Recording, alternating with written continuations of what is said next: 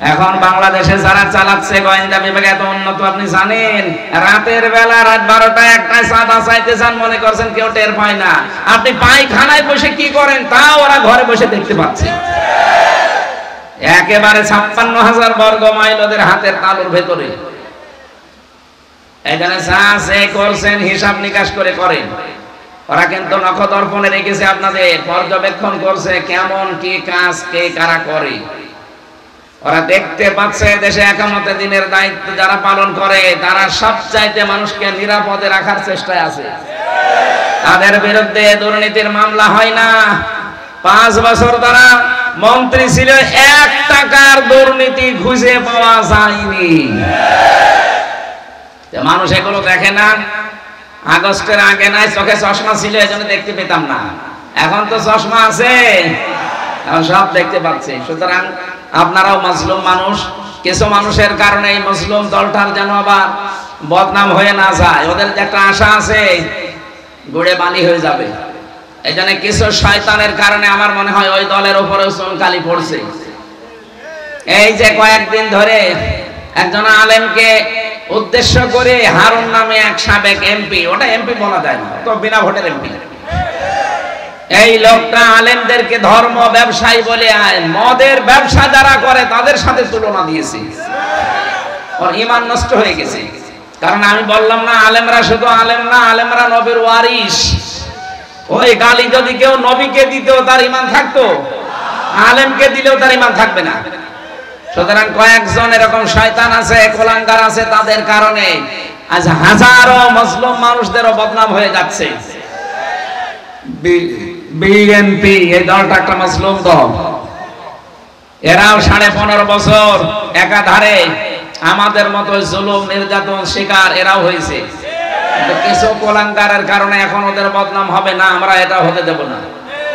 আমরা বলবো যারা দায়িত্বে আছেন এই ক্যান্সার গুলো বাদ দিয়ে দিন, এরা জীবনও পাশ করবে না। এই হারুন বাড়ি হচ্ছে চাঁপাইনবাবগঞ্জ, ওখানে জামাত ইসলামী বাংলাদেশের নুরুল ইসলাম বুলবুল, এই ভাইয়ের যে জনপ্রিয়তা আর এর যা কাজ কারবার, তার ধারে কাছেও আপনি নেই। আমি তো চাঁপাইনবাবগঞ্জ রাজশাহী বেশি থাকি, আমি দেখেছি নুরুল ইসলাম বুলবুল ভাই যদি ওখানে নির্বাচন করে, ওখানে শুধু হারুন না, হারুনের বাবা দাদা খালু সব দাঁড়ালো পাশ করতে পারবে না। এই জন্য ওই শয়তানের মাথা খারাপ হয়ে গেছে। আর এরা স্টেজে এসে কোরআনের নামে রাজনীতি করে। আরে কোরআনের রাজনীতি থাকলে আমরা করবো কি? কথা বলেন না কেন? কোরআনের রাজনীতি থাকলে যদি আমি না করি তাহলে আমার ওয়াজ সময় তো জায়েজ নেই। যে আলেমরা এসে বলেন না আমি কোন দলে নেই, এটা টাটকা নির্বাচন শয়তান। কোন নবী বলেছে যে না আমি কোন দলে নেই? প্রত্যেক নবী বলেছে আমি ইসলামের দলে আছি। এই কথা বলেন না কেন? উলাইকা হিজবুল্লাহ, তারা আল্লাহর দল। এর বাইরে যারা আছে তারা হচ্ছে হিজবুশ শয়তান, শয়তানের দল। আর আপনি নিজেকে সুফি সাজান যে আমি কোন দলে মলে নেই, কোন ঝামেলায় নেই। তুই একটা নির্ভেজাল শয়তান, তুই দল করবি কোন কারণে? মাওলানা মিজানুর রহমান আজহারীকে এই দেশে একজন বলেছিল জামাতের প্রোডাক্ট, ও শয়তান অলরেডি জাহান্নামের কিট, জাহান্নামে চলে গেছে। কে সাবেক প্রতিমন্ত্রী ছিল আব্দুল্লাহ, তো জাহান্নামের কিট না? ও শয়তান মানুষকে বলতো যে জামাত ইসলামের এই লোকজন এসে কোরআনের মাহফিলে ওরা কৌশলে কোরআনের কথা বলতে গিয়ে জামাত ইসলামীর কথা বলে। আরে শয়তান, কোরআনের ভেতরে যদি জামাত ইসলামী বাংলাদেশের কর্মসূচির বিষয়গুলো থাকে আমার তো তুলে ধরা দায়িত্ব। যদি আপনার কর্মসূচি থাকে দেন, আমি কোরআন দিয়ে মিলাতে পারলে আপনারটা তুলে ধরি। আপনার আছে, আপনি তো নারায়ে তাকবীরের বিরুদ্ধে। এক কথা বলেন না কেন? এই যে বিপ্লব কুমার সরকার একজন কমিশনার ছিল, যুগ্ম কমিশনার, এই মালায়নের বাচ্চা বলেছিল যে নারায়ে তাকবীর আল্লাহু আকবার, এটা জামাত ইসলামের স্লোগান। এটা যদি এই কথা বলে, আর এই দেশের 96% মুসলমান কিছুই বললেন না আপনি এই মালায়নকে। মালাউন মানে কি? অভিশপ্ত। এই অভিশপ্ত আল্লাহর নাম যারা উচ্চারণ করে তাদের জামাত ইসলামী বাংলাদেশ নাম দিয়ে দেয়। আমরা চাই এই দেশ যখন সংস্কার হচ্ছে 96% মুসলমানের জাতীয় স্লোগান হওয়া দরকার লিল্লাহে তাকবীর। বলেন লিল্লাহে তাকবীর। সব বাংলা বাংলাবাদ। কিসের জয় বাংলা, কিসের জয় ঠাকুর, সব বাদ। এখন আমাদের 96% মুসলমানের জাতীয় স্লোগান হবে, জবান খুলে একটা স্লোগান দেন, লিল্লাহি তাকবীর।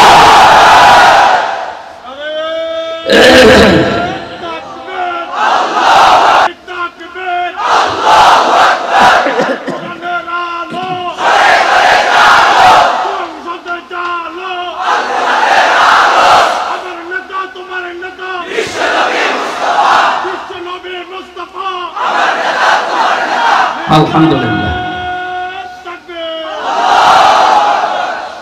আমার ভাইরা, দরুদ আর সালাম পাঠ করার মাধ্যমে আমরা সবচাইতে দামি আয়াত কোরআনের সূরা বাকারার 255 নম্বর আয়াত আমরা আয়াতুল কুরসি হিসাবে জানি।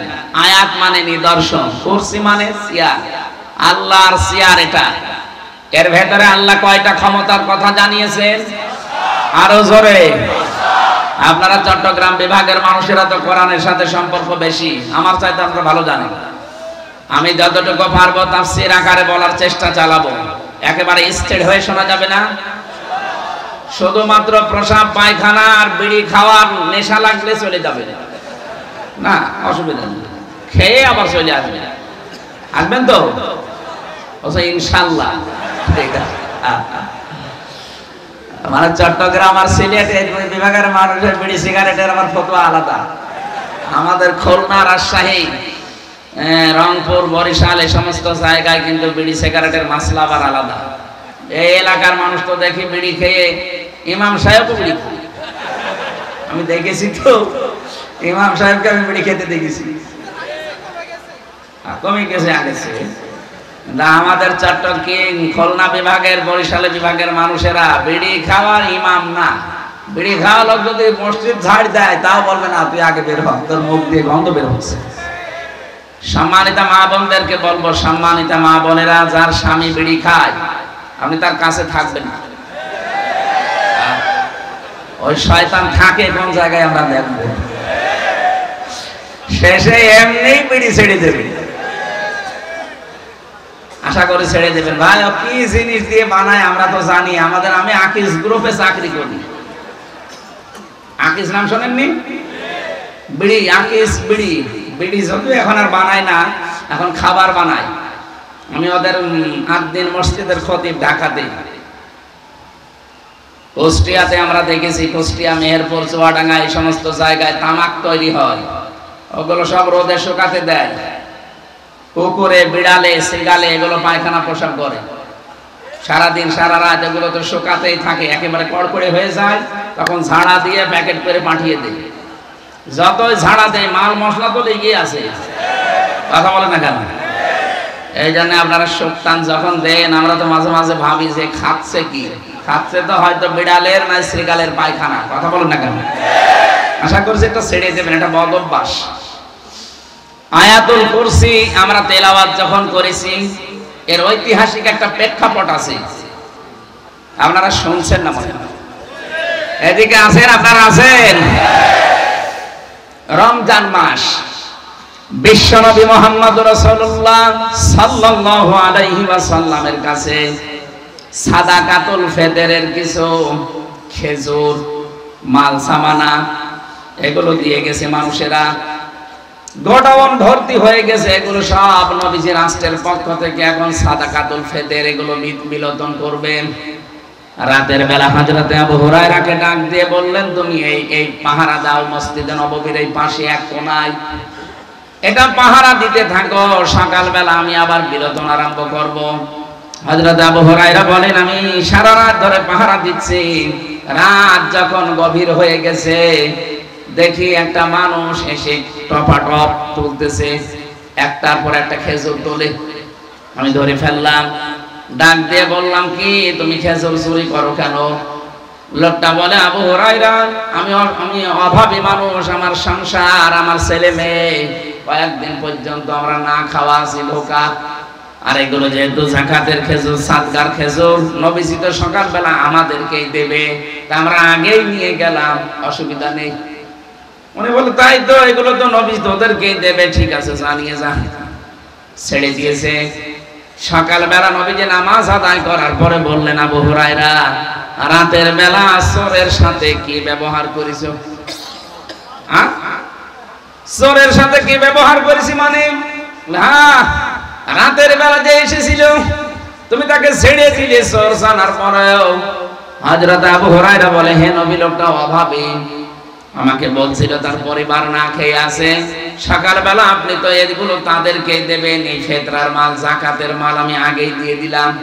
নবীজি বললেন, লোকটা বড় মিথ্যাবাদী, ও কিন্তু আজকে আবার আসবে।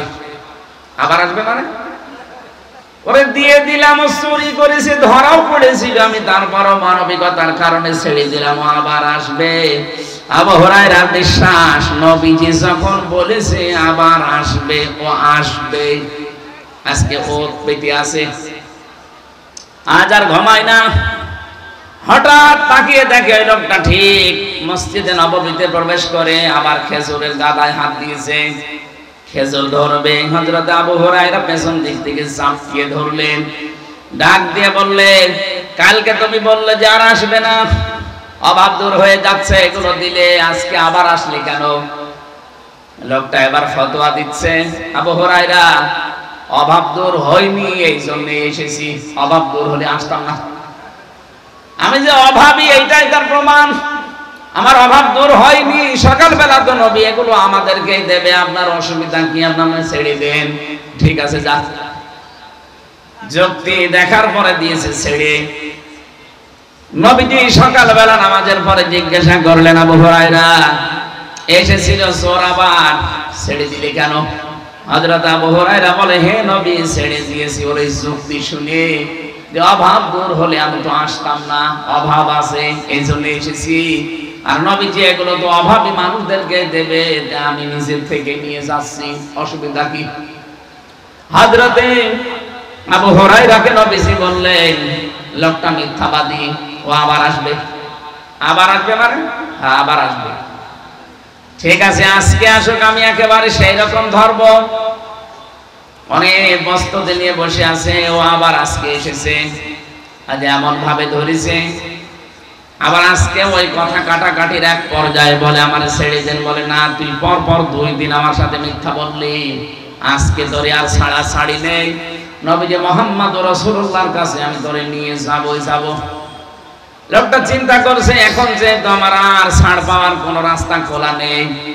ডাক দিয়ে বলে, আবু হুরায়রা, আজকে হয়তো আমাকে নিয়ে যাবে নবীজির কাছে, তবে একটা কথা শোনো, আমি একটা বিদ্যা, একটা এলেম তোমাকে শিখিয়ে দেই।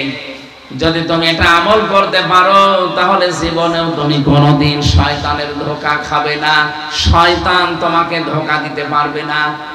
এটা যদি পড়ে মাগরিবের পরে, এশার পরে, ঘুমানোর আগে পড়তে পারো, সারা রাত একটা ফেরেশতা সারা রাত তোমারে পাহারা দেবে। হযরত আবু হুরায়রা বলেন, ঠিক আছে, এলেম তো পেলাম, যা, তোরে ছেড়ে দিলাম। এলেম পেয়েছি, এইটাই আমার কাছে সবচাইতে বড়। সাহাবায়ে কেরামের কাছে এলেম একটা ছোট্ট জ্ঞান, জ্ঞানের কথা এত দামি ছিল, তাদের কাছে দুনিয়া একদিকে, একটা এলেম একদিকে। এই জন্য তাদের নাম আজ স্বর্ণ অক্ষরে লেখা আছে। আমাদেরও এরকম আকাঙ্ক্ষা, আমাদের মনের ভেতরে এরকম লোভনীয় হার্স, এই বিষয়গুলো যদি আমাদের ভেতরে আসে, হয়তো 100 বছর পরে এখানে আমরা কেউ থাকবো না, কিন্তু কোরআন হাদিসের এই জ্ঞানের কারণে আল্লাহ আপনাকে চিরন্তন করে দেবেন। হযরত আবু হুরায়রা, তাকে আল্লাহ চিরন্তন করে দিয়েছেন শুধু এলেমের কারণে, জ্ঞানের কারণে। 3টা বছর নবীজিকে মাত্র পেয়েছিলেন মুসলমান হওয়ার পর। কয় বছর? অথচ 5000-এর উপরে তিনি হাদিস বর্ণনা দিয়েছেন। হযরত আবু হুরায়রা বলেন, প্রথম দিকে মুসলমান হওয়ার পরে আমার মাথা অত ভালো ছিল না, যা শুনতাম ভুলে যেতাম। একদিন নবীজিকে আমার চাদরটা নিয়ে বললাম, হে নবী, আমার জন্য দোয়া করেন, যা পড়ি মনে থাকে না। নবীজি এরকম হাতে কি যেন নিয়ে আমার চাদরের উপরে দিলেন। চাদরটা এভাবে আমি মুখে নিয়ে শুধু মুখে আর বুকে জড়িয়েছি, দেখি তারপরে যা পড়ি আমার একটা কথাও ভোলা লাগে না, সব মনে থাকে। নবীজি একটা কি যেন দিয়েছিলেন তাকে, তার মানে একটা দোয়া দিয়েছিলেন। হযরতে আবু হুরায়রা বলেন, আজকে আমি একটা ইলম পাওয়ার কারণে, বিদ্যা পাওয়ার কারণে, জ্ঞান পাওয়ার কারণে ওরে আমি ছেড়ে দিলাম। সকালবেলা নবীজি বললেন, কি তুমি আজকে চোরটা ধরার পরে ছেড়ে দিলে? হযরতে আবু হুরায়রা বলে, হুজুর আমি ছেড়ে দিয়েছি ঠিক, কিন্তু লোকটা আমাকে একটা জ্ঞান দিয়েছে। কি জ্ঞান? সে জানিয়েছে আমি তোমাকে এমন একটা আয়াতের শিক্ষা দেব যেটা তুমি পড়তে পারলে কোনোদিন শয়তান তোমাকে ধোঁকা দিতে পারবে না। 2 নম্বরে সারা রাত একজন ফেরেশতা তোমাকে পাহারা দেবে। এই জ্ঞানটা আমি তার কাছে পেয়েছি, এই জন্য তারে আমি ছেড়ে দিয়েছি। বিশ্বনবী মিসকে হাসলেন, ডাক দিয়ে বলে, আবু হুরায়রা লোকটা মিথ্যাবাদী, তবে এই কথাটা সে সত্য বলেছে। লোকটা মিথ্যাবাদী, কিন্তু এই কথাটা সে সত্য বলেছে। আবু হুরায়রা 3টা দিন তুমি যার সাথে ধস্তাধস্তি করলে, যার সাথে এই কথা কাটাকাটি করলে, জানো লোকটাকে? সাহাবী হযরতে আবু হুরায়রা বলে, হুজুর আমি তো জানি না কে। নবীজি বললেন, সে কিন্তু শয়তান। কি বলেন বলেন? হযরত আবু হুরায়রা বলে, হে নবী, শয়তান আমার সাথে আচরণ করলো? বলে, হ্যাঁ, ও মানুষের রূপ ধরে এসে তোমাকে ধোঁকা দিয়ে বোকা বানাতে চেয়েছিল।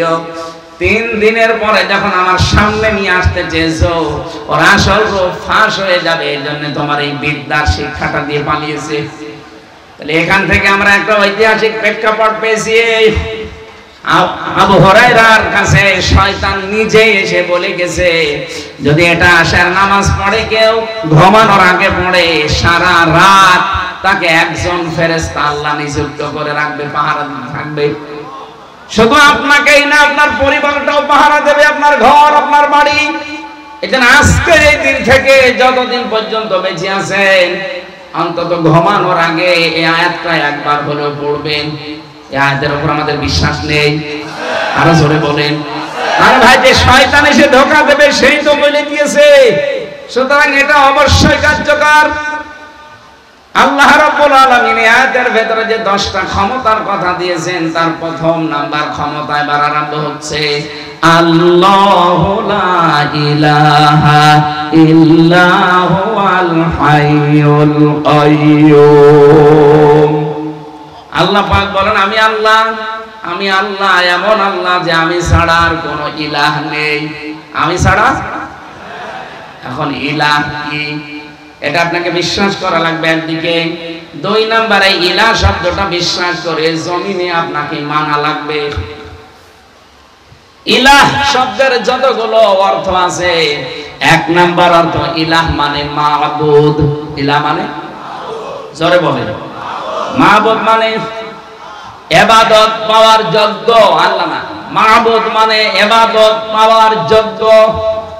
4500 ধর্ম এখন দুনিয়ায় আছে, প্রত্যেকে কিন্তু তার ধর্মের কাজ করে সওয়াবের কথা মনে করে, কিছু পাবে এই নিয়ত করে। আমরা যারা পৃথিবীতে 210 কোটি মুসলমান এখন আছি, আমরাও ইবাদত করি মাবুদের, যে আল্লাহর কাছে, মাবুদের কাছে আমরা কিছু পাবো। কথা বলে না কেন? 4500 ধর্মের যারা ইবাদত করে, ওদের ইবাদতের কোনো দলিল নেই। লা বুরহানা লাহু বিহি, তাদের কোনো দলিল তাদের কাছে নেই, সব বানানো মন গড়া দলিল। আমরা যারা মাবুদের ইবাদত করি, আল্লাহর ইবাদত করি, আমাদের কাছে দলিল আছে না নেই? আল্লাহ রাব্বুল আলামিন বলেন, আমি আল্লাহ নিজে এই পৃথিবী আর জমিন শুধু বানিয়ে শেষ করে দেইনি, এই জমিনকে চলাফেরা করার জন্য, এই জমিনের উপরে তোদের শ্রেষ্ঠত্ব দেওয়ার জন্য, আর পবিত্র রিজিক আমি আল্লাহ তোদের নাগালে নিয়ে আসার জন্য ব্যবস্থা করে দিয়েছি। ওয়ালাকাদ কাররামনা বানি আদামা ওয়া হামালনাহুম ফিল বাররি ওয়াল বাহর, ইলা আখিরি আয়াত। সূরা বনী ইসরাঈলের ৭০ নম্বর আয়াতের ভেতরে আল্লাহ 4টা নিয়ামতের কথা আমাদের স্মরণ করিয়েছেন। রব্বুল আলামিন বলেন, আমি বনি আদম সন্তানকে সম্মান দিয়েছি, জলে স্থলে তাদেরকে চলাফেরা করার জন্য বহু রাস্তা আমি আল্লাহ বানিয়ে দিয়েছি। ওয়ারাযাকনাহুম মিনাত তাইয়্যিবাত, তাদেরকে পবিত্র রিজিকের ব্যবস্থা আমি আল্লাহ করে দিয়েছি। ওয়াফাদ্দালনাহুম আলা কাসীরিম মিম্মান খালাকনা তাফদীলা। দুনিয়ায় যত সৃষ্টি আমি করেছি তার ভেতরে এদেরকে একটা আলাদা মর্যাদা দিয়েছি। বলেন সুবহানাল্লাহ। আমাদের এখন আল্লাহর এই আয়াতুল কুরসির প্রথম বিশ্বাস তৈরি করা লাগবে যে আল্লাহ আমাদের জন্য ইলাহ। ইলাহ মানে মাহবুদ, মাহবুদ মানে ইবাদত পাওয়ার যোগ্য। ইবাদত পাওয়ার যোগ্য আল্লাহ ছাড়া আর কেউ। ওই জামানার মুসলমানেরা আমরা দেখতাম, আমরা শুনেছি ইতিহাসের পাতায়, হাদিসের পাতায় পড়েছি, তারা আল্লাহকে একজন আছে এই কথা বিশ্বাস করত। কিন্তু এর পাশাপাশি তারা ইবাদতের জন্য ছুটে যেত বিভিন্ন জায়গায়। হয়তো দরগায় যেত, দরগায় যায় না মানুষ এখন? এক কথা বলেন না কেন? অথবা কোন পুরোহিতের কাছে যেত, ঠাকুরের কাছে, ধর্মগুরুর কাছে। রব্বুল আলামিন বলেন ওই জামানার ধর্মগুরু যারা, ঠাকুর যারা, ওদের পূর্বপুরুষ যারা ধর্মীয় অনুষ্ঠানগুলো যারা পরিচালনা করত, ওদেরকে তারা বিধানদাতা, হুকুমদাতা, রব হিসাবে মেনে নিয়েছিল। ইন্না কাসীরাম মিনাল আহবারি ওয়ার রুহবানি লা ইয়াকুলুনা আমওয়ালান নাসি বিল বাতিল ওয়া ইয়াসুদ্দুনা আন সাবিলিল্লাহ। সূরা তাওবার ভেতরে আছে, আল্লাহ বলেন হে ঈমানদারেরা, তোমাদের আহবার এবং রহবাররা, এখানে আল্লাহ দুইটা শ্রেণীর কথা দিয়েছেন।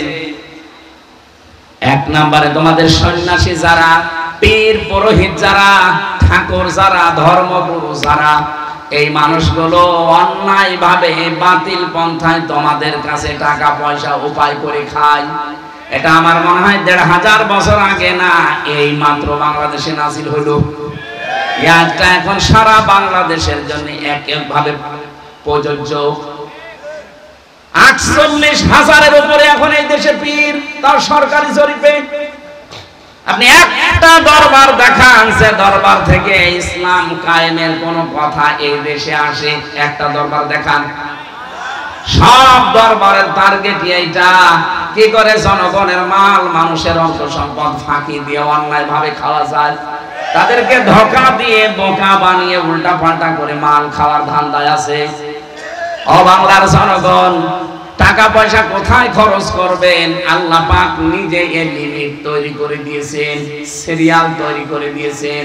আল্লাহ নিজে এ কর্মসূচি তৈরি করে দিয়েছেন, নিজে তালিকা বানিয়ে দিয়েছেন যে এখানে এখানে এখানে এখানে এখানে দিবি। সূরা বাকারা ২ নম্বর পারা ১২ নম্বর পৃষ্ঠা ১৩ নম্বর লাইনের ২১৫ নম্বর আয়াতের ভেতরে আছে, ইয়াসআলুনাকা মাযা ইউনফিকুন কুল মা আনফাকতুম মিন খায়রিন ফালিল ওয়ালিদাইনি ওয়াল আকরাবিন ইলা আখিরি আয়াত।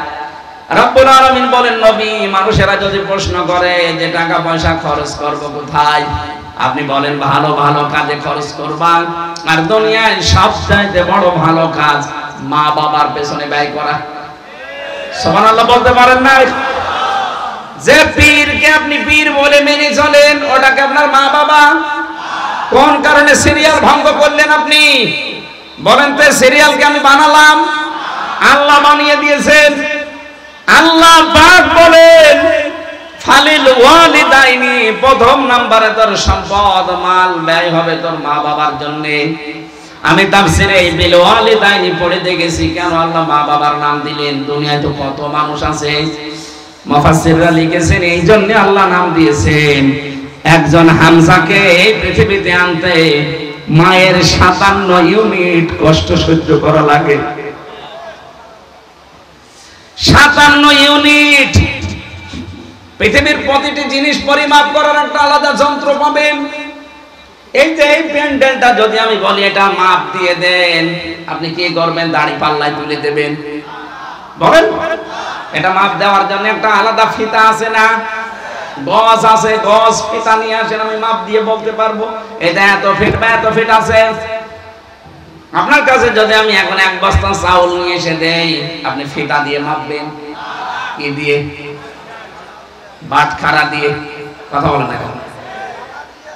পানি যদি নিয়ে এসে দিয়ে বলে যে বাটখারা দিয়ে মাপেন না, আপনি পানি মাপবেন লিটার দিয়ে, সিসি দিয়ে। পৃথিবীর প্রতিটি জিনিস যেহেতু পরিমাপ করার জন্য আলাদা আলাদা যন্ত্র আছে, এই দুনিয়ার ময়দানে মানুষের যে কষ্ট হয়, এই কষ্ট মাপার একটা আলাদা যন্ত্র আছে। অঙ্গ দিয়ে একটা মানুষ দুনিয়াতে বের হয়ে আসতে যে কষ্টটা মা ওই সময় পেয়েছে, কমপক্ষে 57 ইউনিট। আমাদের এই শরীরের উপরে কষ্ট সহ্য করার একটা লিমিট আছে। বিজ্ঞান জানিয়েছে আমাদের এই 3.5 হাত বডির উপরে যদি 45 ইউনিট কষ্ট দেওয়া যায়, সঙ্গে সঙ্গে হামজা মরে যাবে। যত শক্তিশালী মানুষ হোক, 45 ইউনিটের উপরে কষ্ট দিলে সে আর দুনিয়ায় বাঁচবে না, মরে যাবে, কারণ এর সহ্যের বাইরে চলে যাবে। কিন্তু মা আমার মুখ দেখতে গিয়ে দুনিয়ায় কমপক্ষে 57 ইউনিট কষ্ট সহ্য করেছে। এই জন্য আল্লাহ জানিয়েছেন পৃথিবীর মানুষেরা খবরদার এই মায়ের সাথে যেন বেয়াদবি না হয়। দুনিয়ায় আর যাই হোক, অন্তত মা বাবার সাথে যেন বেয়াদবি করবা না। মা বাবার খুশির কারণে যদি বউ ছেড়ে যাওয়া লাগে, জায়েজ আছে কি? খুশি বলতে একেবারে অবৈধ খুশি না। তারা যদি কোনো শরীয়ত বিরোধী কাজ বর ভেতরে দেখে, বলে না এই বউ নিয়ে সংসার করলে তো দুনিয়া আখিরাত নষ্ট হয়ে যাবে, ওইরকম মা বাবার কথা শুনে আপনি বউকেও বাদ দিতে পারবেন। যদি বলে তোর ছেলে মেয়ে রাখা যাবে না, ছেলে মেয়েকেও বাদ দেবেন। যদি বলেন এই ক্ষমতা রাখা যাবে না, ক্ষমতাও বাদ দেবেন। যদি বলেন এই সম্পদ আদি দুনিয়ায় রাখা যাবে না, মা বাবার খুশির জন্য ওগুলো ছেড়ে দেওয়া লাগবে। এটা সারা বানি ইসরাইলের ভেতরে পাবেন। أخفض لهما جناح الذل من الرحمة وقل رب ارحمهما كما ربياني صغيرا। রব্বুল আলামিন বলেন তোর ডানাটা বিছিয়ে ধরবি মার বাবার উপরে। এখানে যারা আলেম আছে জিজ্ঞাসা করেন তো ওয়াকফিদ খবজ মানে ডাউন করা, এরপরে ফল করে দেওয়া। আল্লাহ মানুষের ডানা হয় না, তারপরও ডানার নাম দিয়েছেন। ডানা মানুষের হয়? হ্যাঁ, কাদের হয়? পাখির হয়। পাখি, পাখির কাছ থেকে আল্লাহ ডানা হাওলাত করে আমাদের লাগিয়ে দিলেন কেন? এই পৃথিবীর ময়দানে পাখির ছাড়া ডানা আরো আছে। এই যে হেলিকপ্টারের ডানা আছে না, কি ডানা নেই? এরোপ্লেনের। আমাদের তো ডানা হয় না, আমাদের ইয়াদুন হয়। ইয়াদুন মানে হাত। আল্লাহ ইয়াদুন না দিয়ে জানাহন দিলেন কেন? একটাই মাত্র কারণে দিয়েছেন, কারণ এই যে এরোপ্লেনের ডানা, মানুষের যে ডানা, এই সমস্ত ডানার ভেতরে, এই সমস্ত হাতের ভেতরে কোন নরম মোলায়েম সফট কোমল কোন জিনিস আপনি পাবেন না। কিন্তু পাখির যে ডানা, এই ডানার ভেতরে দেখবেন যে পরগুলো আছে, পালকগুলো আছে, এত সফট হয়, এত কোমল হয়, এত নরম হয়, একটার সাথে আরেকটা যখন লেগে যায়, ওর নিচে ছোট ছোট রুয়াগুলো পড়ে থাকে। পাখির বাচ্চারা যখন ওর নিচে যে মা পাখিটা এভাবে ডাউন করে ফল করে দেয়, ওর নিচে আশ্রয় নিয়ে ওই নিচের রুয়াগুলো যখন ওর শরীরের সাথে মাথার সাথে লাগে, তখন একটা কাঁটো কুতু লাগে, বাংলায় বলে কাঁটো কুতু, কি সুরসুরি। এটার পরে দেখবেন ওর ভেতরে একটা আওয়াজ বের হয়, কিচির মিচির। এটা বাংলাতে বলে অনির্বাচন সুখ। এটা এমনি ওর মাথা দিয়ে মুখ দিয়ে বের হয় না, হচ্ছে এই কারণে, কারণ ওই যে পারগুলো ছোট ছোট রোয়াগুলো যখন নিচের দিকে নেমে যায়, মাথার সাথে শরীরের সাথে যখন আস্তে আস্তে ঘষা লাগে, এত সফট হয়, এত কোমল হয়, এত নরম হয় মায়ের এই পাখার নিচে। এইটা আল্লাহ পাক বলেন ওরা এত শান্তি পায়, একটা কিচির মিচির আওয়াজ দেয়। বাংলা অভিধান বেত্তা যারা, তারা এর নাম দিয়েছেন অনির্বাচন সুখ। মনের অশান্তি এটা বের হয় তাদের। আল্লাহ বসাতে চেয়েছেন, বান্দা তোর মা আর বাবা যদি তোর জীবদ্দশায় তোর কাছে এসে যায়, তারাও যেন মনে করে আমার হামজা থাকতে আমাদের আর কোনো ঝামেলা, আমাদের আর কোনো চিন্তা নেই। বলেন তো আমাদের মা বাবা কি আমাদের কাছে ভরসা রাখতে পারে? না। আজ হাজারো পরিবারে মা বাবাকে অনেকে আলাদা করে দেয়, বৃদ্ধাশ্রমে রেখে আসে। কথা বলছেন না কেন? মার বাবা যদি এই চিন্তা করতেন যে আমার হামজার মতো 3টা ছেলে আছে, 4টা মেয়ে আছে, অন্তত এদেরকে সে কষ্ট করে মানুষ করেছি, এই বৃদ্ধ বয়সে আমার আর কোনো চিন্তা নেই, এরা আমাদের মাথার উপরে আছে, এই চিন্তা এখন পরিবারে করতে পারে না মার বাবা আমাদের বউগুলোর কারণে। বলেন, এই বউগুলোর কারণে আমরা অনেক সন্তান পর্যন্ত পারি না। হ্যাঁ, অনেক সন্তান কিন্তু চায় যে না মা বাবা আমাদের সাথে থাক, খেয়ে থাক আর না খেয়ে থাক আমার সাথে থাক, কিন্তু পারা যায় না বউর কারণে। 100টার প্রায় 98টা বউ এটা চায় না যে শ্বশুর শাশুড়ি আমাদের সাথে থাক। ও ঘ্যান ঘ্যান প্যান প্যান করে শেষ পর্যন্ত আপনাকে দিয়ে আপনার মা বাবাকে আলাদা করে দেয়। এমনকি শুধু আলাদা না, ওদেরকে বাড়ি থেকে তাড়িয়েও দেয়, অন্য ভাইয়ের ভেতরে দিয়ে দেয়, এমনকি বৃদ্ধাশ্রমে রেখে আসে। এই যে রংপুর বিভাগের নীলফামারী কিশোরগঞ্জ একটা থানা আছে, কয়েকদিন আগে আমি গিয়েছিলাম, একটা বৃদ্ধাশ্রমে নিয়ে গেল আমারে, যে দেখি এইদিকে 25 জন, এইদিকে 25 জন বসে আছে মা আর বাবা। মাঝখান দিয়ে যাওয়ার সময় কয়েকজনের সাথে একটু কথা বললাম, তারা কিন্তু সবই প্রায় ধনী ধনী মানুষের ছেলে মেয়েরা। ছেলে মেয়েগুলোকে এরকম শিক্ষিত করেছেন, সবগুলো এমএ পাস অনার্স মাস্টার্স করা প্রায় গুলো। এখানে কেন? বৌমার কারণে আমাদেরকে এখানে রেখে গেছে। ওই প্রতিটি মায়ের চোখের দিকে, বাবার চোখের দিকে তাকিয়ে আমি দেখতে পেয়েছি চোখের ভেতরে যে টল টল করছে, পানি ছলছল করছে। আমার তো মনে হচ্ছে প্রতিটি মা আর বাবা তাদের সন্তানদের জন্য বরদোয়া দিচ্ছে। কয় তারা তো অনির্বচন সত্তা পায়নি। আল্লাহ বলেন প্রথম জীবনের ইনকাম তোর মায়ের জন্য আর বাবার জন্য খরচ করবি। কোরআনের সিরিয়াল মানে না। এখানে আল্লাহ 5 প্রকার মানুষের নাম দিয়েছেন। 1 নম্বরে মা, 2 নম্বরে বাবা, 3 নম্বরে নিকট আত্মীয় স্বজন। নিকট আত্মীয় স্বজনের ভেতরে আপনার বউ আছে না, আপনার ছেলে মেয়ে আছে না, এক কথা বলছেন না কেন? আপনার চাচা আছে, ফুফু আছে, আপনার বোন আছে, ভাই আছে, এইগুলো তো নিকট আত্মীয়র ভেতরে। এরপরে আপনি দেবেন এতিমকে, অসহায়কে, ইবনে সাবিল মানে মুসাফিরকে। এরপরে আপনি যাবেন চট্টগ্রামে, কি এরপরে যাবেন বরিশালে, এরপরে যাবেন সিলেটের শাহজালালে। না, সিরিয়াল সব বাদ দিয়ে একবারে দৌড়াচ্ছে উনি মাছ ভান্ডারিতে। কে আপনাকে সিরিয়াল বানিয়ে দিল? আপনি আল্লাহর সিরিয়ালই মানেন না।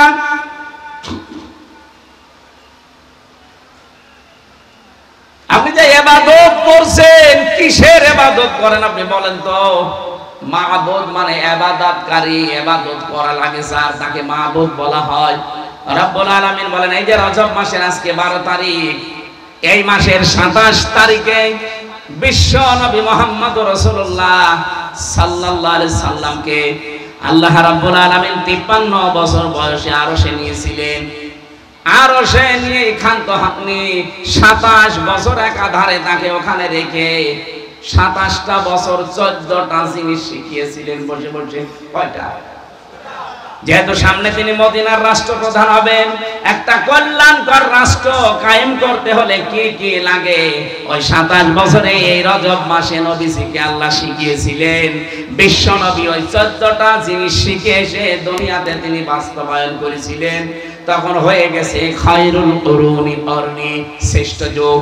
তার ভেতরে প্রথমটাই আল্লাহর ইবাদত। কারণ মাবুদ মানে যার ইবাদত করা হয়।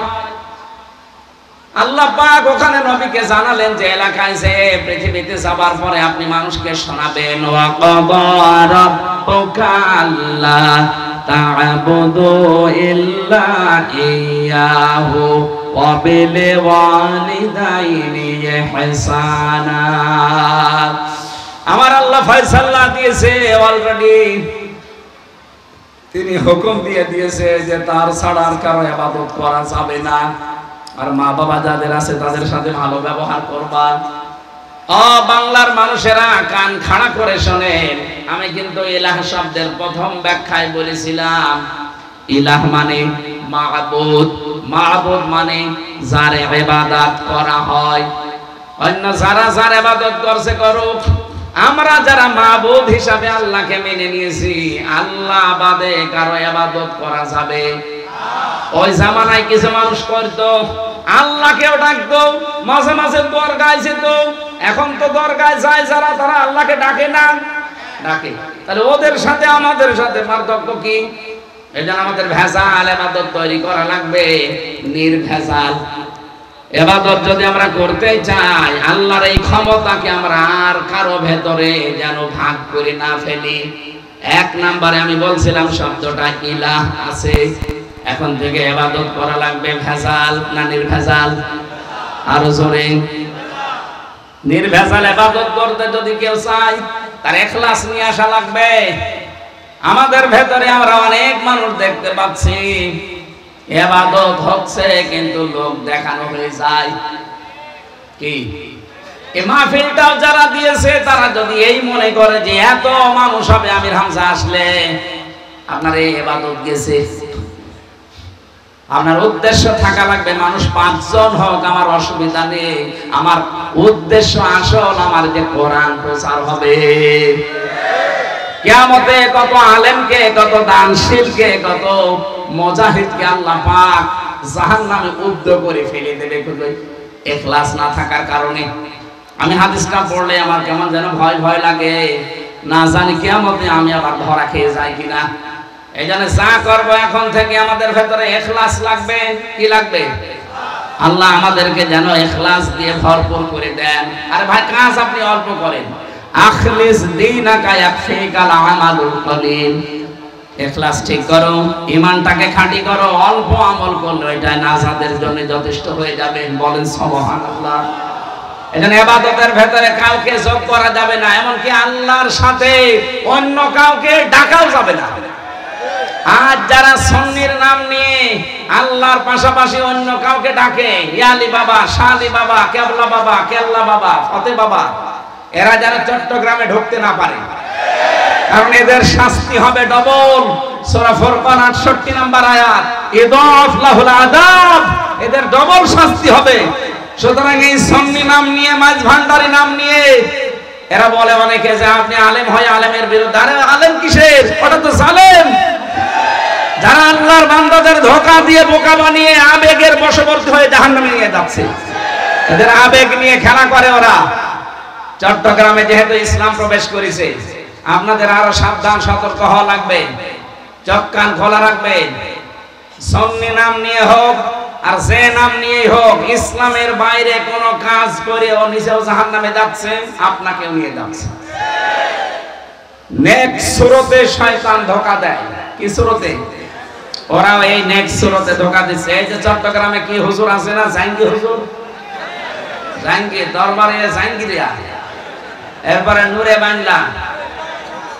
আমার মনে হয় এর পেটে যদি আপনি বোম মারেন, পেটে বোম মারবেন, সূরা ইখলাসের সঠিক তাফসীর যদিও করতে পারে,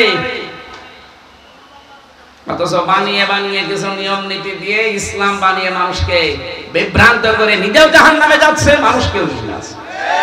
আর নাম দিয়েছে আমরা আশিকে রাসূল। আরে ভাই, খালি জিলাপি খেলে, খিচুড়ি খেলে আশিক হওয়া যায়? হযরত তালহার মতো বুকের ভেতরে 80টা তীর খান্ত।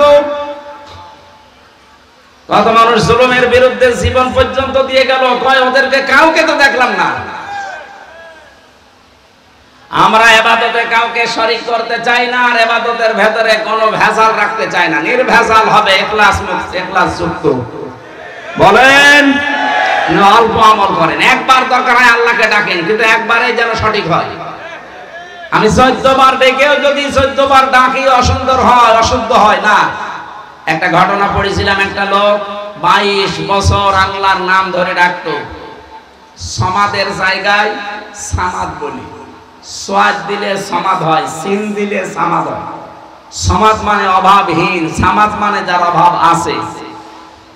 22 বছরের দেবতার নাম দিয়েছে, সকাল বিকাল শুধু জপে ইয়া সামাদ, ইয়া সামাদ। 22টা বছর পরে ওর মুখ গোল হয়ে একদিন বেরিয়ে গেছে ইয়া সমাদ। আল্লাহ পাক যেন আরশ থেকে ডাক দিয়ে বলে, এ বান্দা আমাকে ডাকো কেন? ফেরেশতারা বলে, রব্বুল আলামিন নাফরমান তোমারে ডাকে না, ওর দেবতাকে ডাকে। আল্লাহ পাক বলেন, ফেরেশতারা আমার বান্দার মুখের দিকে আমি আজ 22 বছর তাকিয়ে আছি, কখন শুদ্ধ হয়ে আমার নামটা বের হয়। আপনি যে সারা জীবন আল্লাহর পাশাপাশি হো হো করে ডাকেন, ইয়ালি বাবা, শালি বাবা, কে আল্লাহ বাবা, ফাতে বাবা, দয়াল বাবা, খাজা বাবা বলে ডাকেন, আল্লাহর আরশ পর্যন্ত কেঁপে যায়, আপনি জানেন। আমি সতর্ক করছি বড় আশা নিয়ে এবং ভরসা নিয়ে, মায়া মহব্বত নিয়ে। আপনি না বুঝে যদি এগুলো করে থাকেন, আপনি ফিরে আসেন ভাই। ওরা নাই ধর্মের নামে ব্যবসা করে উল্টা পাল্টা করে খেয়ে চলে যাচ্ছে, আপনি খাওয়ার সুযোগ দেবেন কোন কারণে? কথা বলেন না কেন? ওরা না এগুলো ধর্ম বানিয়ে ব্যবসা করে খাচ্ছে, আপনি নিজেও জানেন। আপনার মাথায় যদি গোবর না থাকে, হালকা মগজ থাকে, আমি বিশ্বাস করি আপনিও জানেন ওরা ধোঁকাবাজ। ওরা ধোঁকা দিয়ে বোকা বানিয়ে সুন্নির নাম নিয়ে আবেগের জায়গাগুলোকে ব্যবহার করে ওরা জাহান্নামে যাচ্ছে, আপনাকেও নিয়ে যাচ্ছে। কারণ ওর কাজ করে তো খাওয়া লাগে না, ওদের শক্ত কোনো রাস্তায় নেই। নবীর সুন্নাতকে, আদর্শকে ভলম্বিত করলে ওদের রাজপথে পাওয়া যায় না। ওরা শুধু আছে দরবারে আর খানকায়, আর আছে জিলাপিতে। সুতরাং আপনারা সাবধান হবেন। চট্টগ্রাম এটা আলেমদের শহর, আর আমরা জানি যেখানে মুহাম্মদ রাসূলুল্লাহ সেখানে আবু জেহেল। চট্টগ্রামে আলেম যেহেতু আছে, জালেমও আছে। জালেমরা থাকবে জালেমের মতো, ওরা যেন মাথা চালা দিতে না পারে। বাংলার সব মুসলিম চট্টগ্রামের এক হয়ে যাবেন। ইসলামের বাইরে যারা আসবে বলবেন আপনি এক একটা শব্দের উপরে ব্যাখ্যা করেন, এক একটা আয়াতের উপরে হাজার হাজার লক্ষ লক্ষ কথা আছে, এইগুলো নিয়ে আসেন। কোন মাজার পূজারীকে এ জেলায় আমরা দেখতে চাই না। মানে মাজার না, আল্লাহর ওলিদের। কিসের আল্লাহর ওলিদের? নবীজির চাইতে কি আল্লাহর ওলিদের দাম বেশি?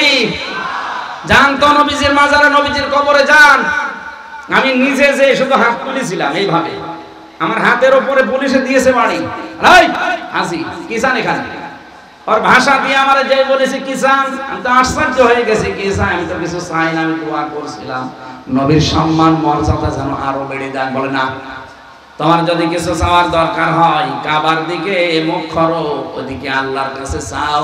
নবীজি তোমাকে কিচ্ছু দিতে পারবে না, দিতে পারলে আল্লাহ দিতে পারবে।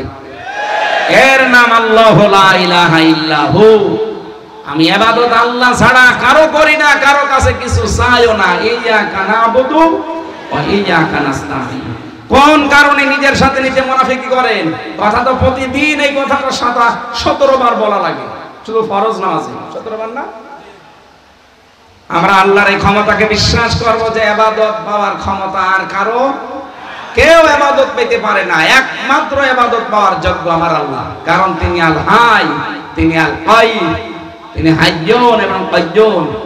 তিনি হাই ও কাইয়ুম না, তিনি চিরস্থায়ী, তিনি চিরঞ্জীব। তার শুরু আছে, শেষ নেই, নাকি? যার শুরু নেই, যার শেষও নেই। এখন যদি প্রশ্ন আসে যে 1000 বছর আগে, 1 কোটি বছর আগে কে ছিল? আল্লাহ ছিল। 1 কোটি বছর পরে কে থাকবে? আল্লাহ থাকবে। এর নাম হাই, চিরঞ্জীব, তিনি চিরস্থায়ী। এরপরে একটা একটা করে ক্ষমতার বর্ণনা দিয়েছেন যে লা তাখুযুহু সিনাতুন ওয়ালা নাওম। আমার যত সৃষ্টি আছে ঘুম ছাড়া কেউ চলতে পারে না, কিন্তু আমি আল্লাহর ঘুমও নেই, ঘুমের তন্দ্রাও নেই। লাহু মা ফিস সামাওয়াতি ওয়া মা ফিল আরদ। আসমান আর জমিনে যা আছে সব আমি আল্লাহর কুদরতি হাতে। এদেরকে আমি যদি উল্টিয়ে দেই, উল্টিয়ে যাবে। যদি ধরে রাখতে চাই, ধরে রাখতে পারবো। কিয়ামতে 7 তবক আসমান জমিন আল্লাহ পুরাতন কাপড়ের মতো গুটিয়ে ফেলবেন নিজেদের হাতের ভেতরে। মানজাল্লাযী ইয়াশফাউ ইনদাহু ইল্লা বিইজনি। কি আছে আল্লাহর দরবারে সুপারিশ করবে তার অনুমতি ছাড়া? কত ভণ্ড পীর বের হয় যে কিয়ামতে কোনো চিন্তা নেই, বাবা আছে, দাদা আছে। কিসের বাবা দাদা?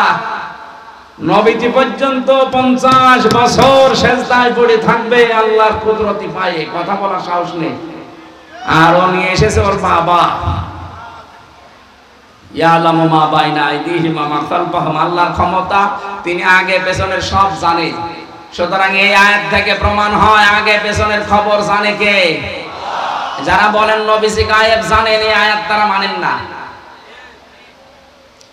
এরপরে আছে ওয়ালা ইউহিতুনা বিশাইয়্যিম মিন ইলমিহি ইল্লা বিমা শাআ। যত সৃষ্টি আছে আল্লাহর সব কিছুকে পরিবেষ্টন করে রেখেছে আল্লাহর জ্ঞান, আল্লাহর ইলম। ওয়াসিয়া কুরসিয়্যুহুস সামাওয়াতি ওয়াল আরদ, আসমান জমিন পরিব্যাপ্ত করা তার চেয়ারটা। ওয়ালা ইয়াউদুহু হিফযুহুমা, এই বিশাল সাম্রাজ্য দেখাশোনা করতে গিয়ে আল্লাহ ক্লান্ত হয়ে পড়েন না। ওয়াল আলিয়্যুল আযীম, তিনি একদিকে সুউচ্চ, তিনি একদিকে জ্ঞানী মহান। আল্লাহ এই ক্ষমতাগুলো এক একটা বিশ্বাস করে দুনিয়ায় আমল করার তৌফিক যেন আমাদের দান করেন। আল্লাহুম্মা আমিন। লা হাওলা ওয়ালা কুওয়াতা ইল্লা বিল্লাহিল আলিয়্যিল আযীম। আল্লাহুম্মা ইগফিরলি ওয়ারহামনি ওয়াহদিনি ওয়াফিনি ওয়ারযুকনি ইয়া রাব্বাল আলামিন। আল্লাহ তাআলা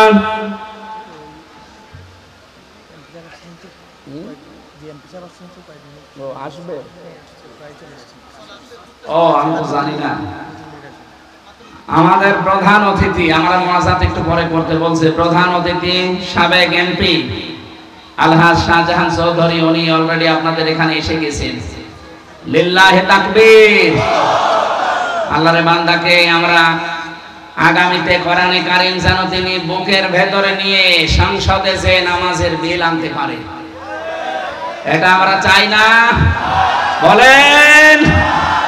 আমরা চাই শাহজাহান চৌধুরীর মতো অন্তত 151 জন মানুষ যেন এই বাংলার জমিনে কোরআনে কারীম বুকে নিয়ে চট্টগ্রামের প্রত্যেকটা আসন থেকে যেন এক একজন করে কোরআন বুকে নিয়ে সংসদে যেতে পারে। আরো জোরে বলেন আমিন। আপনাদের এই আমানতের খেয়ানত যেন না হয় সামনে। ভোট, অনেকে মনে করে ভোট এ দুনিয়ার বিষয়, এ আর কি। কে বলেছে আপনাকে? সূরা নিসা 58 নম্বর আয়াতে আল্লাহ রাব্বুল আলামিন জানিয়েছেন এটা আমানত। এই ভোট এটা আমানত, তাফসীরে মারিফুল কোরআনে আছে। সুতরাং এই আমানতের খেয়ানত করার সামনে যাবে না। সময় আসতেছে, যোগ্য যেই লোকটা, যার দ্বারা ইসলামের কাজ হবে, মানবতার কাজ হবে, আপনি তাকে নির্দ্বিধায় ভোট দেবেন। একটা ভোট পেয়ে সে যদি এমপি হতে পারে, মন্ত্রী হতে পারে, ওই লোকটা যদি সংসদে যে মাননীয় স্পিকার আমরা নামাজের বিল চাই, যদি 151 জন হাত তোলে, তাহলে এই বিলটা কায়েম হয়ে যাবে। হ্যাঁ জয়যুক্ত হয়েছে, হ্যাঁ জয়যুক্ত হয়েছে, হ্যাঁ জয়যুক্ত হয়েছে। পরের দিন আর নামাজের ওয়াজ বাংলাদেশে করা লাগবে? বলেন। আপনি ভোট দিয়েছিলেন মাত্র একটা ভোটের কারণে ওই লোকটা যেহেতু একটা সাপোর্ট পেয়েছে, 18 কোটি মানুষ নামাজ পড়লে যা হতো, আপনার একটা ভোট দেওয়ার কারণে আপনি তাই পাবেন। এই সুযোগটা সামনে যেহেতু আল্লাহ আমাদের তৈরি করে দিচ্ছে, আমরা যেন সুযোগটা নষ্ট না করি। বলেন আমিন। না, যারা ফতোয়া দেয় যে দুনিয়ার বিষয় আপনি আমাদের শোনান কেন, কে বলেছে ভাই দুনিয়ার বিষয়? কোন বিষয় দুনিয়ার না, যা আছে সব আখিরাতের বিষয়। এইগুলো দিয়ে আপনার আখিরাত তৈরি হবে।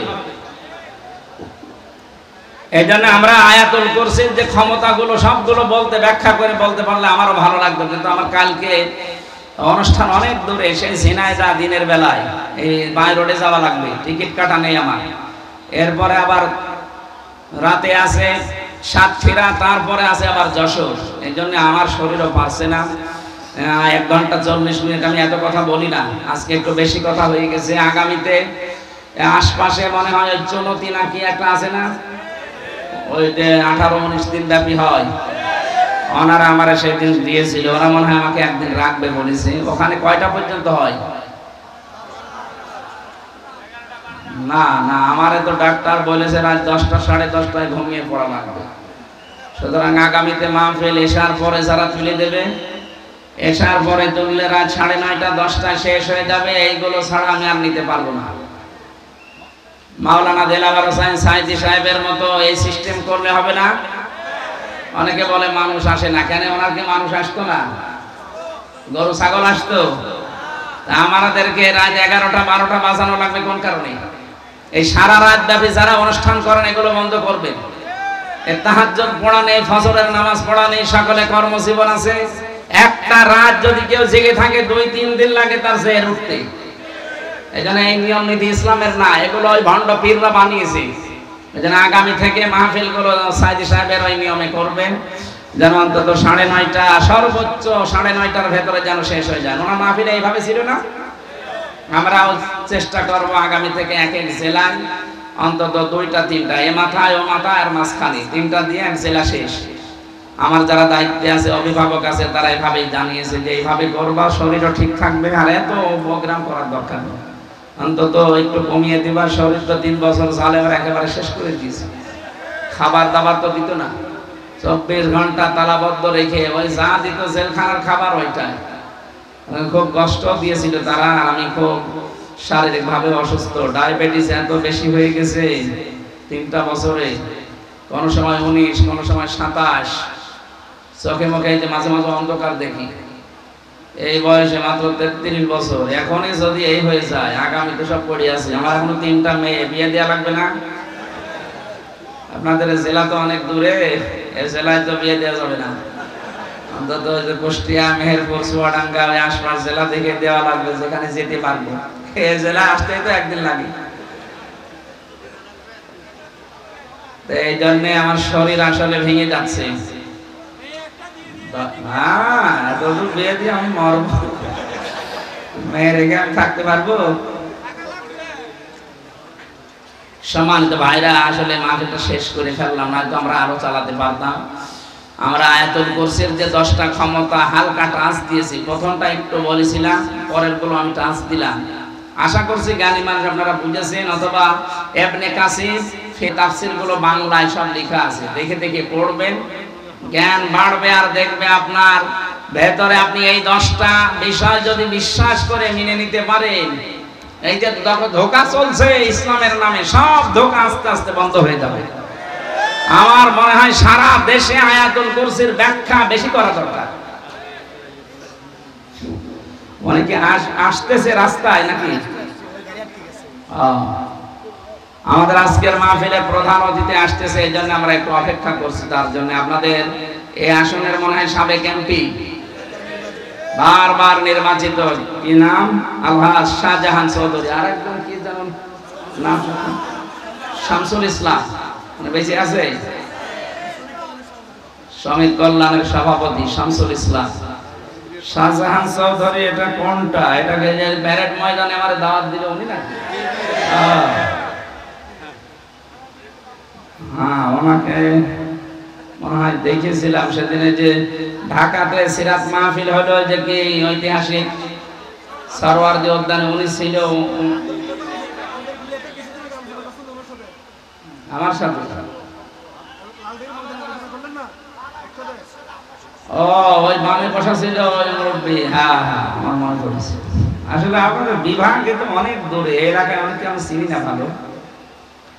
আলহামদুলিল্লাহ, আল্লাহর এই চট্টগ্রামের সিংহ শার্দুল, আর একজনের নাম শুনতাম চট্টগ্রামের সাইদি সাহেবের মুখে, সিদ্দিক আজাদ। কোথায় বাড়ি ওনার? লোহাগাড়া। সিদ্দিক আজাদ সাহেব কি মারা গেছে না? ওনার এক ছেলে আছে কি ফানাফিল্লাহ, এই আশ্চর্য নাম তার, ফানাফিল্লাহ। আগামীতে চুনতির ময়দানে আশা করছি দেখা হবে, কারণ জালেম যেহেতু নেই আর বাধা দেওয়ার ক্ষমতাও কারণ নেই। আগামীতে বাধা কেউ দিক, আমি তো চাচ্ছি কেউ বাধা দিক। আমি তো শয়তান পিটাইনি, শয়তান পিটাবো এবার। বাধা যেটাই দেবে, সেখানে দেবে, ওই জায়গায় প্রতিবাদ করা লাগবে। আর একটু শক্ত হয়ে দাঁড়ান, দরকার হয় আমি মরে যাব, তার শয়তানের দৌরাত্ম যেন বন্ধ হয়, এই চেষ্টা করা লাগবে। আর সামনে ইসলামের যে গণজোয়ার চলছে, আমার যতটুকু কোরআনের উপরে বিশ্বাস, আমি দেখতে পাই যে ইসলাম আশা করছি দেশে এসে যাবে। সারা বাংলাদেশে আমি ঘুরি, সারা বাংলাদেশের অবস্থা একই। আপনাদের এলাকায় তো এইভাবে আছে কিনা আমি জানি না, এবার নতুন এসেছি। সারা বাংলাদেশের অবস্থা একই। আল্লাহ রাব্বুল আলামিন সারা দেশের যে অবস্থা চলছে, এটা যেন আমাদের চর্ম চোখে দেখার তৌফিক দেন। আমরা মোনাজাত করতে করতে উনি আসবেন ইনশাআল্লাহ। আল্লাহুম্মা আমিন। লা ইলাহা ইল্লা আনতা সুবহানাকা ইন্নী কুনতু মিনাজ জালিমিন। এ বিশাল আয়োজন করতে গিয়ে তোমার যে বান্দাগুলো শ্রম দিয়েছে, আল্লাহ তাআলা এই যুবকদেরকে মেহেরবানি করে তুমি কবুল করে নাও। পর্দার আড়ালে মার বোনেরা বসে আছে, আল্লাহ মা বোনদেরকে তুমি খাদিজার মতো আয়েশার মতো বানিয়ে দাও। সারাটা জীবন অপরাধ করে জীবনটা নষ্ট করে ফেলেছি, হাত উঠায় কথা বলবো ভয় করে, লজ্জা করে। আল্লাহ আমাদের অপরাধের দিকে তাকিও না, তোমার রহমতের দিকে তাকাও। জিন্দেগির গুনাহগুলো মাফ করে দাও। আজকের মাহফিলের প্রধান অতিথি আলহাজ শাহজাহান চৌধুরী, আল্লাহ কোরআন বুকে নিয়ে যেন বাংলার সংসদে যেতে পারে সেই ব্যবস্থা করে দাও। রব্বুল আলামিন এলাকায় মাটির নিচে যত মানুষ ঘুমিয়ে আছে কবরগুলো তুমি জান্নাতুল ফেরদাউস তৈরি করে দাও। আগামীর বাংলাদেশ তুমি কোরআনের হাতে তুলে দাও। আজকের মাহফিলে যত মানুষ অতিথি হিসাবে এসেছে, ইদ্রিস শিকদার, অধ্যাপক জালাল আহমেদ সহ প্রত্যেকটি মানুষকে কবুল আর মঞ্জুর করে নাও।